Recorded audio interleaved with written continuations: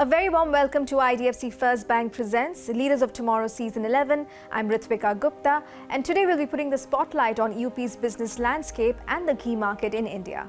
On the hot seat tonight, I will be in conversation with Sahil Dharia, founder and CEO Soothe Healthcare and chairman of CII Western UP MSME and Startup Council.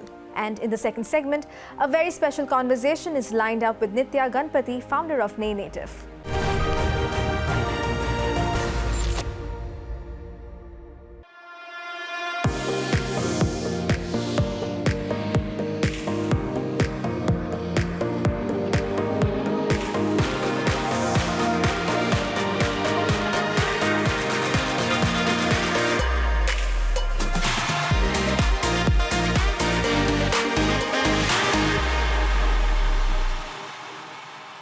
Joining me live right now is Sahil Dharia. Hi Sahil, thank you so much for being on Leaders of Tomorrow. This is the second time we are having you on the show, and this time it'll be a pleasure to speak to you about the business landscape in UP and much more. Thank you. Lovely to be here.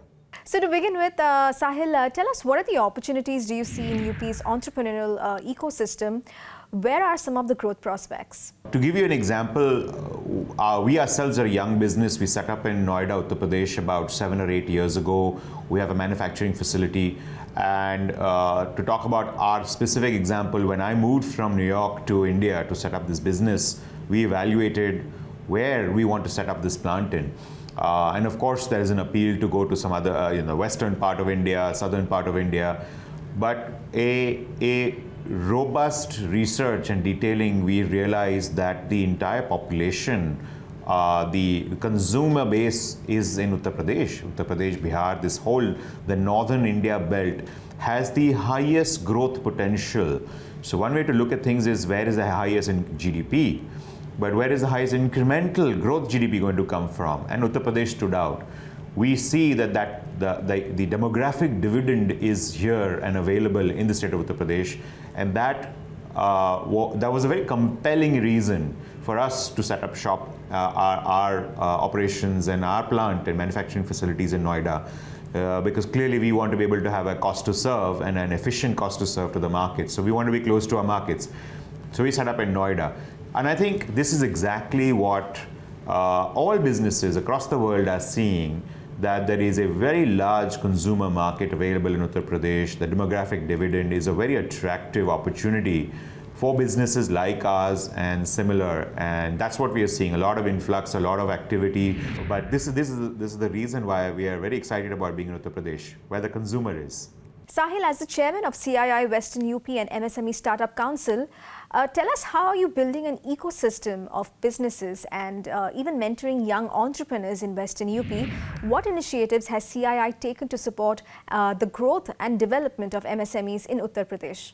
So when you think about what do MSMEs or startups need from industry, from a wider young companies need mentoring, networking, and money, right, to grow.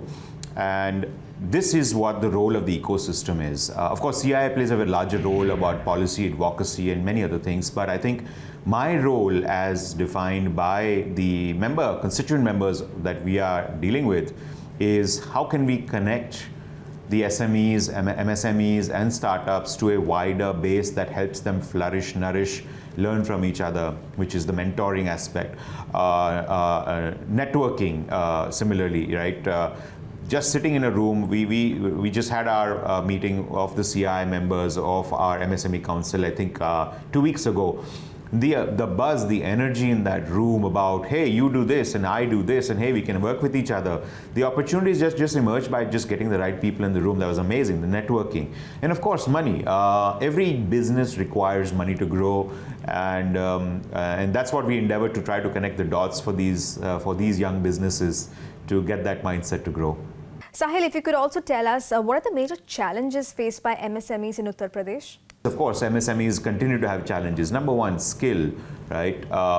We have a large population base, but to be able to attract skilled manpower comes at a premium.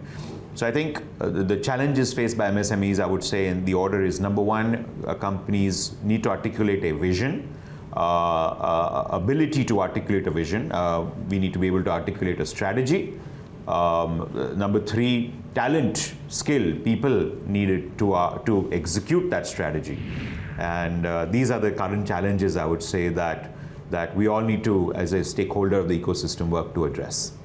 Right, and in what ways is CII supporting MSMEs in Uttar Pradesh to overcome financial and funding challenges? CII and us, we are getting together with industry to organize events that actually allow access to businesses and entrepreneurs. I was telling the members a few days ago that if you are looking for money, there is someone else out there who has a target to deploy funds. There is someone who's looking for companies actually.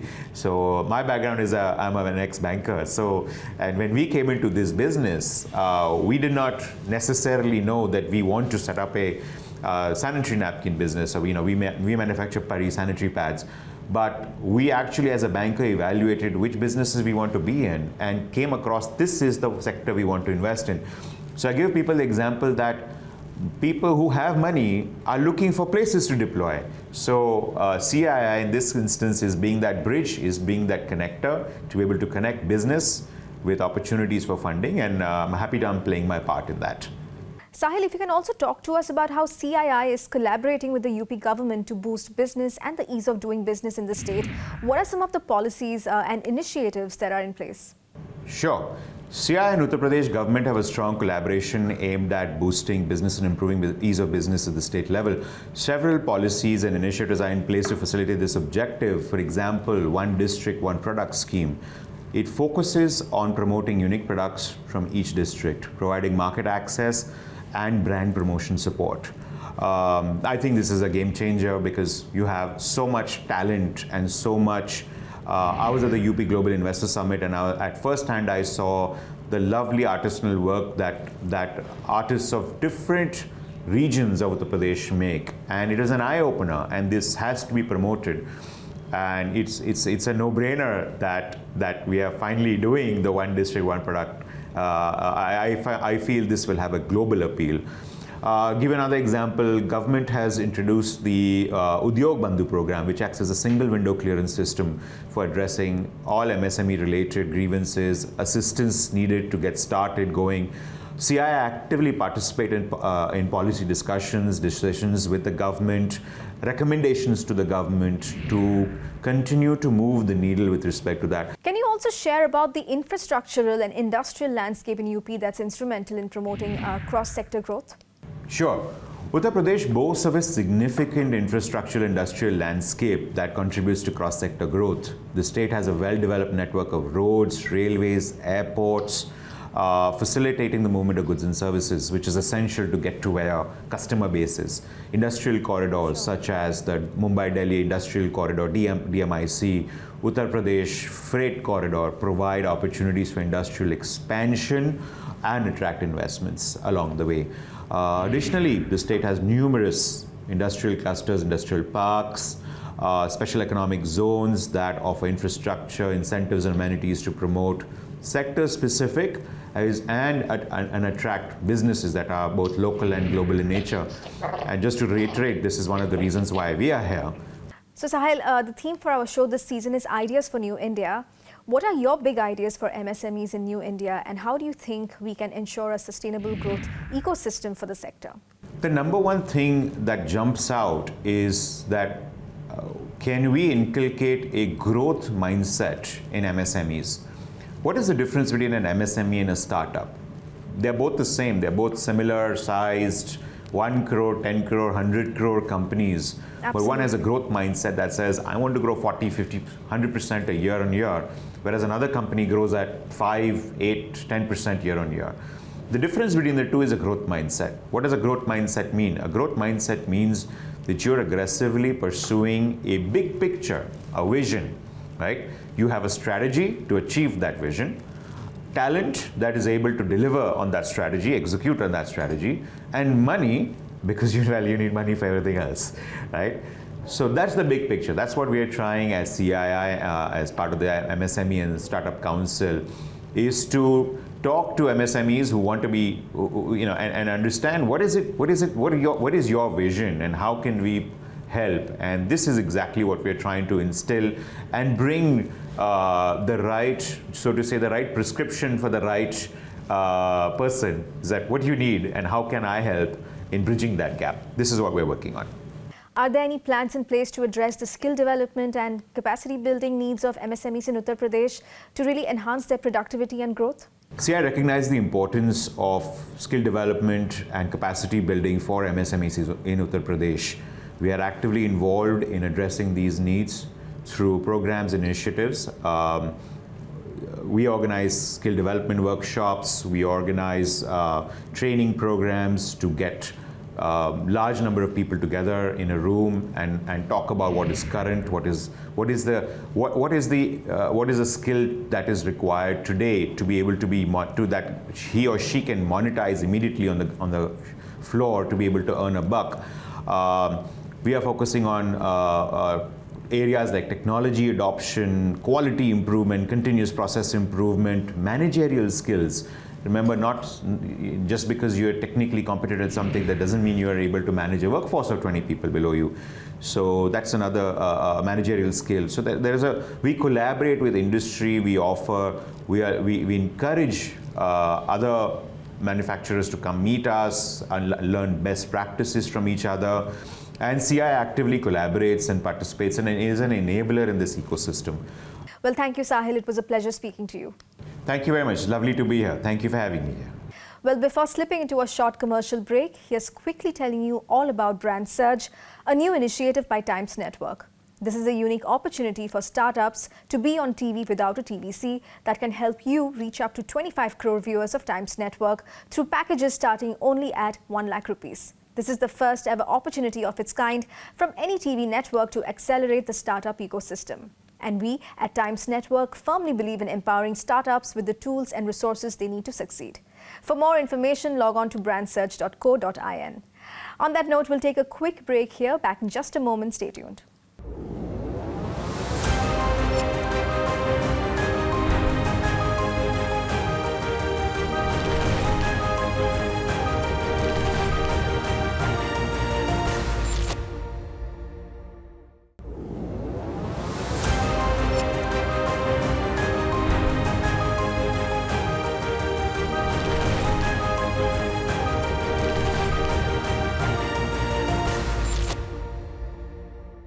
Welcome back. You're watching IDFC First Bank presents Leaders of Tomorrow Season 11. Now, Nay Native is a 2-year-old luxury superfoods brand launched in May 2021. Over the past 6 months, the company has been broadening its portfolio, including an emphasis on their flagship product, A2 cultured cow ghee. To delve deeper into their journey, I'll be having a conversation now with Nitya Ganapathy, the founder of Nay Native.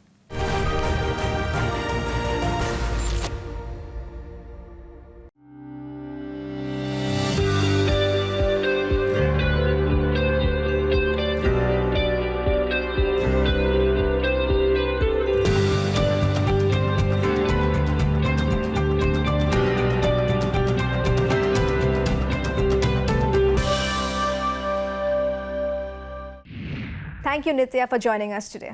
Thank you, Ritwika, for having me. Nitya, let's start off by talking about the concept behind Nay Native and the driving factors that led you to establish a luxury superfoods brand. What was the specific problem you were trying to address with this venture? So, Ritwika, Nay Native literally means desi ghee because Nay is actually ghee in all the South Indian languages. And native means indigenous. So literally, if you join the two words, Nay Native means desi ghee. And we are a luxury superfoods private limited company, which makes arguably the finest A2 cultured cow ghee in the country, along with a range of other superfoods. So, the entire thing is to actually re-evangelize and resurrect traditional Indian superfoods in their original form. And that is what the entire endeavor was towards. Nitya, at this point, if you could walk us through your current range of products and services, as well as shed light on the manufacturing process, especially regarding ghee production, which is known for its labor-intensive nature. How do you effectively manage the logistics and manufacturing aspects of your business? It is, like you rightly said, it is a very, very tedious process. But before that, I will tell you about our range of products. My first and foremost hero product, my flagship product, is the A2 cultured cow ghee, or the Bilona ghee, as it's called. The second, and while about 80% of my sales happen from the ghee, we do have a larger range. One of them is the instant coffee powder, which we've actually just launched. It's a beautiful heady aroma of Arabica and Robusta beans, which is actually blended by us. We have raw honey. Honey, again, is highly adulterated as a product category, Ritwika. So it's very important to know what kind of honey you're buying, because most people feel that, oh my God, the honey crystallizes, so it's not good honey. So it's important that honey crystallizes is actually an indication that it's actually pure. We have cold pressed coconut oil. Again, it's got so many benefits, but there are also so many misconceptions about cold pressed coconut oil. But I think people are rediscovering the benefits of that. We also have, a very niche product, which is the buffalo ghee, which actually has its own benefits. It's richer than cow ghee. And we have jaggery powder, natural jaggery powder, and we are introducing 5 different types of cold pressed oils other than the coconut one, which we already have. So that's our range. Coming to the process now, you're right. It's extremely labor intensive. It is, time consuming. So, which is why it's important to actually make it in the wee hours of the morning. So actually, if you see this process, we actually make the ghee at between 3 and 5 a.m. So the process it's almost like a 24-hour process, right? Because it takes about 25 to 30 liters to make that 1 jar of ghee. So you boil the full cream A2 milk, which is from Desi cows. You procure and boil that. You set it to curdle for about 6 to 8 hours. Once the curd is formed, you take out the butter from the curd. Then you heat the butter in slow flame in something that we actually do in the south. It's called an uruli. So you heat in that, and you get that beautiful golden, granular and aromatic ghee. So that is your entire manufacturing process. So, and I would say it's an art, really, ghee making is a lost art. Not everyone makes it like this now. So, Nitya, ghee has gained significant global popularity in recent years. It's being hailed as a superfood and embraced by all the enthusiasts of the very popular keto diet. Could you perhaps, give us an overall assessment of ghee as a product and the ghee market in India? And if you could also tell us how Nay Native has grown since its inception. It's a very, very crowded space, honestly. If you ask me, you get ghee ranging from, 400 rupees to 4,000 rupees. You get, cow ghee, buffalo ghee. You get the organic. You get there are just so many different types, right? So it is a very large market, but you always have headroom to grow if you're really standing out, or you have some sort of a distinction. So, Nay Native actually has seen exponential growth from the first year itself, because we have repeat customers, which is almost 40% of our about 6,500, 7,000 customers that we already have. And people are understanding the wellness, nutritional and health benefits associated with A2 ghee for the first time in so many, many years. I think we've taken that for granted. So the growth, I think the CAGR growth is at about 28%. So that A2 ghee segment is really growing exponentially. Nitya, who would you say is the target audience of Nay Native in terms of national, regional and ethnic reach? Could you describe the profile of your clientele and the unique offerings you have for them? I would say that, when we did a little dipstick also, we were quite surprised that, this kind of ghee you don't get. So if you, talk to me about the TG, I would actually say, our positioning, our TG is actually the discerning consumer who sort of seeks to provide for herself or her own family the best of health, wellness, and the highest quality nutrition. Now, obviously, because it is priced as premium ghee, it naturally goes to the discerning, the premium audiences in metros and mini metros, because they understand the reason to buy this and are also able to afford to buy this, right? So mini metros, and I would actually also say that it is, I think it's more appealing to the nuclear family, Ritwika, and that's not to say that joint families don't buy it, but really they don't actually, because they have a senior person who's usually a lady who's actually making the ghee at home, and nuclear families don't have the time to actually collect and make, and because like I said, it's a long drawn out tedious process. So yes, it is the nuclear families that actually buy our ghee. I would say the ripple effect leading to buying larger packs, higher frequency of buying, and the expansion of the portfolio itself has a sort of a positive halo effect to buying more, and a lot of gifting that actually people do through our brand. So that in a nutshell is what keeps us with this TG. I would say it's the gated communities who buy us a lot more.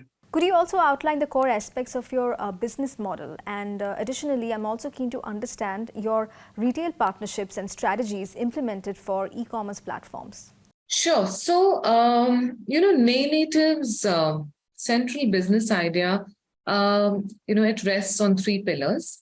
I would actually define that as the first one being the overarching emotion, which, like I said earlier, is nostalgia.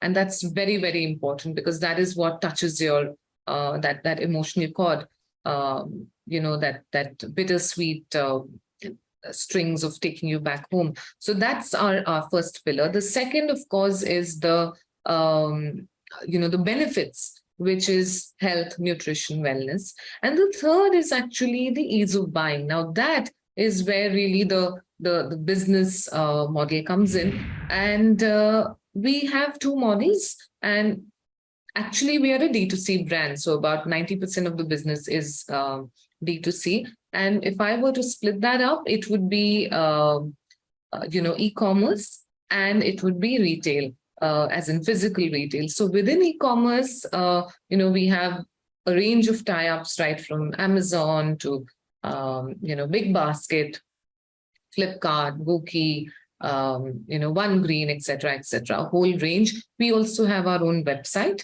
which is where most consumers come to buy. And we are exploring a whole lot of smaller e-commerce too. Well, it was lovely talking to you. Thank you for your time, Nitya. Thank you. Thank you. On that note, it's a wrap on this edition of IDFC First Bank Presents Leaders of Tomorrow Season 11. We hope you enjoyed the conversations. I'll see you tomorrow, same time, same place. Good night.